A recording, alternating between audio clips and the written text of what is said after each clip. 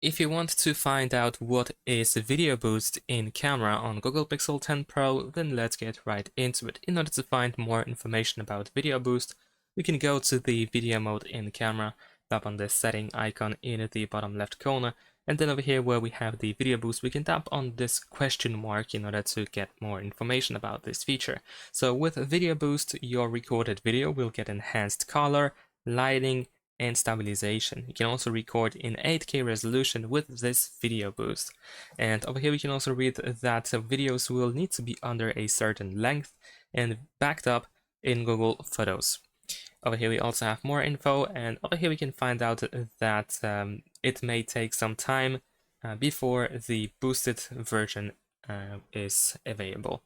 And it seems that it is simply an HDR+. We can also see the difference between these two examples over here. Thanks for watching, leave a like and subscribe.